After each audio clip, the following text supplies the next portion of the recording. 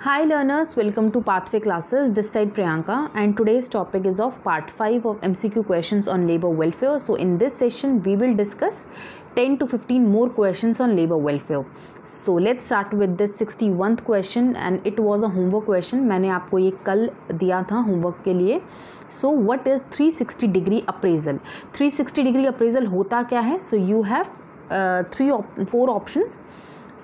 इसका बेसिकली मतलब यही है 360 डिग्री अप्रेजल एक परफॉर्मेंस अप्रेजल में भी हम देखते हैं जिसमें कि हम अपना जो भी परफॉर्मेंस डेटा है कलेक्ट करते हैं और फिर इवैल्यूएट करते हैं बिटवीन द स्टेक होल्डर्स हो गए, सुपरवाइजर्स हो गए, टीम मेंबर्स हो गए, कस्टमर्स हो गए, सबके साथ हम अपना जो भी अप्रेजल है उसको परफॉर्मेंसेस को हम इवैल्यूएट करते हैं कि हमारी परफॉर्मेंस कितनी इम्प्रूव हुई है. ठीक है. सो इसके अकॉर्डिंग अगर हम देखें तो it is a technique involve systematic collection of the performance data on individual और a group derived from a number of stakeholders like immediate supervisors, team members and customers, peers and self. So ये correct है क्योंकि 360 degree में यही होता है कि सबके साथ इवैल्यूएट करना अपनी परफॉर्मेंसेस को. सब जैसे कि हमारे सुपरवाइजर्स हो गए, पीयर्स हो गए, सेल्फ अपने साथ भी हम इवैल्यूएट करते हैं कि हमने कितना इम्प्रूवमेंट की है परफॉर्मेंस में. And it is a form of questionnaire which involves a group of people who gave us information on how an employee does the job. So it's a type of questionnaire. इसको हम questionnaire के form में भी fill up करते हैं और information को gain करते हैं, इन्फॉर्मेशन को आइडेंटिफाई करते हैं कि जो एम्प्लॉय है वो किस तरह से जॉब को कर रहा है अपनी. सो इसके according C option is correct. ठीक है. सो ये वाला हो गया सी ऑप्शन करेक्ट. अब हम 62th क्वेश्चन में चलते हैं. What is the maximum aggregate fine that can be impose on trade union for continuous default in submitting the returns under the provision of trade union act 1926. सो एक हमारा returns जो हम submit करते हैं तो उसमें अगर हम कॉन्टिन्यूसली डिफ़ॉल्ट करें ट्रेड यूनियन के एक्ट के अकॉर्डिंग तो हमारा मैक्सिमम जो फ़ाइन होगा वो कितना होगा? 50 रुपीज़, 250 रुपीज़, 500 या फिर 1000 rupees. So the correct answer is 50 rupees. 50 rupees हमारा मैक्सिमम फ़ाइन होगा, इससे ज़्यादा नहीं होता अगर हम कॉन्टिन्यूस डिफ़ॉल्ट करते हैं सबमिट करने में रिटर्न्स को. ठीक है. According to the provision of trade union act 1926.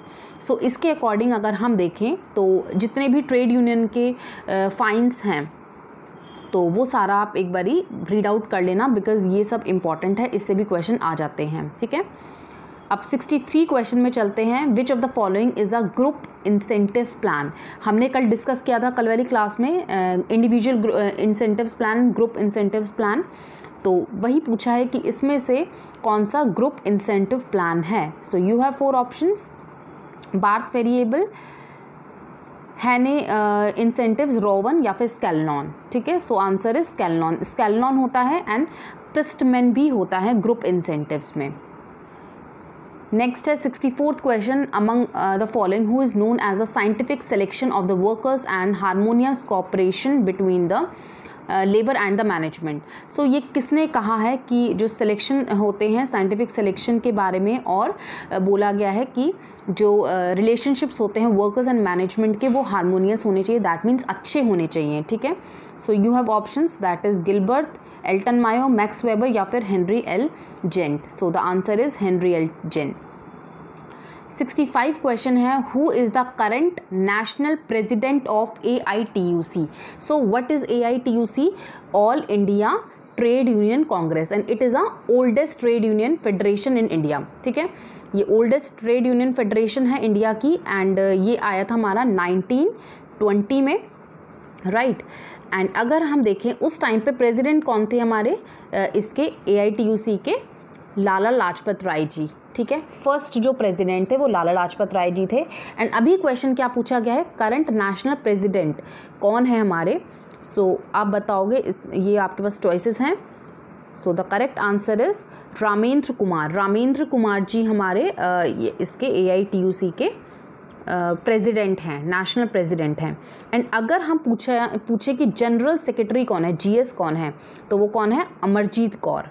ठीक है. तो ये इम्पॉर्टेंट है.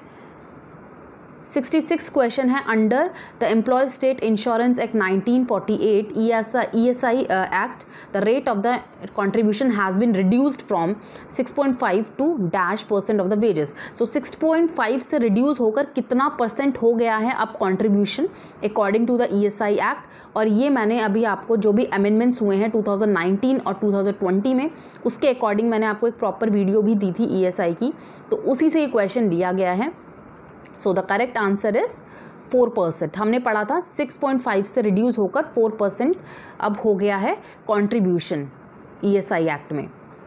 67th क्वेश्चन है, the income limit for the availing the medical benefits for the dependent parents of the insured person covered under the ESI scheme has been enhanced from the existing 5,000 per month to dash per month।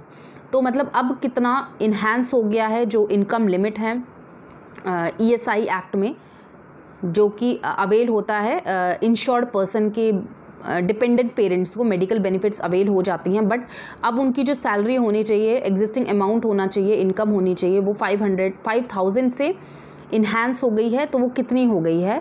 9,000 हो गई है, 9,500, 6,000 या फिर 9,700। So the correct answer is 9,000 हो गई है जो income limit है according to the ESI act. अब नेक्स्ट क्वेश्चन है 68th question, under the Pradhanmantri Garib Kalyan package the government pays -% of the monthly wages into EPF accounts of the wage earners below 15,000 per month and who are employed is establishing having up 100 employees within dash for most such employees earning monthly wages less than 15,000। So basically अभी जो प्रधानमंत्री गरीब कल्याण योजना है और ये package जो है उसमें ESI जो एक्ट है, सॉरी जो EPF अकाउंट है एम्प्लॉयज़ प्रोविडेंट फंड जो है अकाउंट, उसमें अगर हम देखें प्रधानमंत्री गरीब कल्याण जो पैकेज है गवर्नमेंट ने कितना पे किया है, कितने % ऑफ मंथली वेजेस जितने भी अर्नर्स है, वेज अर्नर्स हैं, उनको कितना % पे किया है, कितने % को वो पे करेंगे बेसिकली, और जिनकी सैलरी होगी 15,000 से बिलो। और एक और सिचुएशन थी इसमें कि उस कंपनी में, उस पर्टिकुलर ऑर्गेनाइजेशन में वहाँ पर 100 एम्प्लॉयज़ का होना इम्पॉर्टेंट है।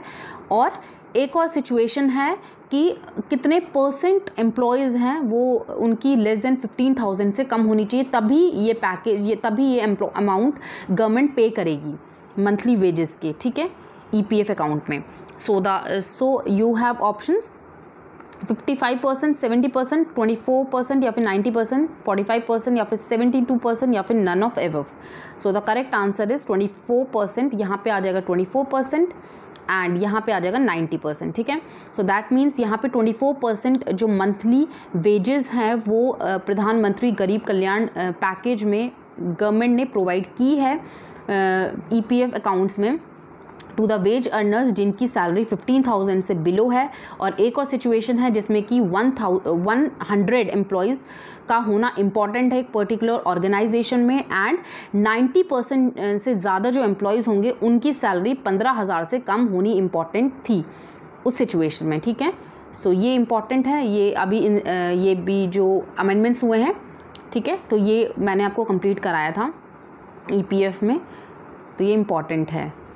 अब 69th क्वेश्चन है, in which of the section of factories act 1948 no adult worker shall be required to allow to work in a factory for more than 48 hours in a week. So कौन से section में अभी factories act में बताया गया है कि कोई भी एडल्ट वर्क नहीं करेगा वीकली 48 आवर्स से ज़्यादा। सो यू हैव सेक्शंस 50, 20, 51 या फिर 32। सो the correct answer is 51 section में बताया गया है फैक्ट्रीज एक्ट के अंदर। 70th क्वेश्चन है, 70 क्वेश्चन है, contractors employing less than dash workers will be able to work without registration under the contract labour act 1970।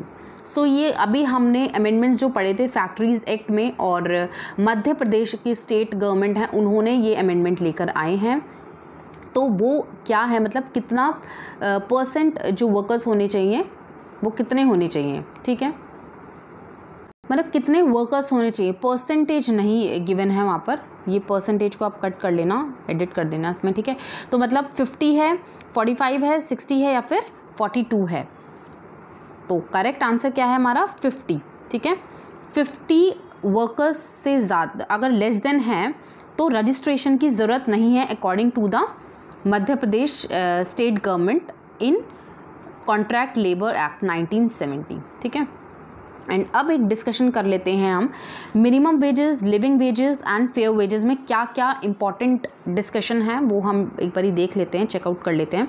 So minimum wages क्या है? मिनिमम वेजेस एक ऐसा कॉम्पनसेशन है जो कि एम्प्लॉयर पे करता है अपने वर्कर्स को, ठीक है। मतलब जितना उनका पे बनता है वो एम्प्लॉयर्स पे करते हैं अपने वर्कर्स को या फिर अपने एम्प्लॉयज़ को, और जैसे कि उनको प्रोवाइड करते हैं कुछ मतलब जो भी मेजर्स हैं, एजुकेशन फैसिलिटीज़ या फिर जो बेसिक फैसिलिटीज़ होती हैं, फूड हो गया, शेल्टर हो गया, ये सब चीज़ें प्रोवाइड करते हैं सिर्फ वर्कर्स को अपने। अब लिविंग की बात आ गई। लिविंग में क्या होता है कि एम्प्लॉयज़ को तो मिलता ही मिलता है एंड उनकी फैमिलीज़ को भी ये फैसिलिटीज़, एसेंशियल सर्विसेज प्रोवाइड होनी चाहिए, जैसे कि फूड हो गया, क्लोथिंग हो गया, शेल्टर हो गया, और एजुकेशन फैसिलिटीज़ मिलनी चाहिए बच्चों को, चिल्ड्रंस को, और इंश्योरेंस फैसिलिटीज़ मिलनी चाहिए। तो ये लिविंग वेजेस में आ जाता है। मतलब यहाँ पे एक पर्टिकुलर पर्सन और फैमिली हिमसेल्फ और उसकी फैमिली को भी ये सारी फैसिलिटीज़ मिलती हैं लिविंग में। मिनिमम में क्या होता है? सिर्फ उसी पर्सन को मिलती है, ठीक है।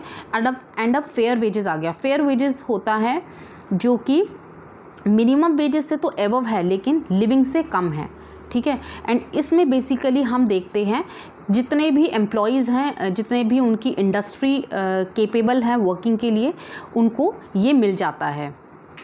मतलब जो भी इंडस्ट्री की कैपेबिलिटी होती है उसके अकॉर्डिंग जो भी कंपनी पे करती है वो फेयर वेजेस में पे करती है अपने एम्प्लॉयज़ को। या फिर अगर हम देखें, अगर कोई एक एम्प्लॉय है वो अच्छे से वर्क कर रहा है, उनकी प्रोडक्टिविटी इंक्रीज़ हो रही है, तो भी कंपनी फेयर वेजेस प्रोवाइड करती है अपने एम्प्लॉयज़ को। So that's it for now students. I hope ये आपको सेशन क्लियर हो गया होगा। So thank you and have a nice day. Bye bye, take care.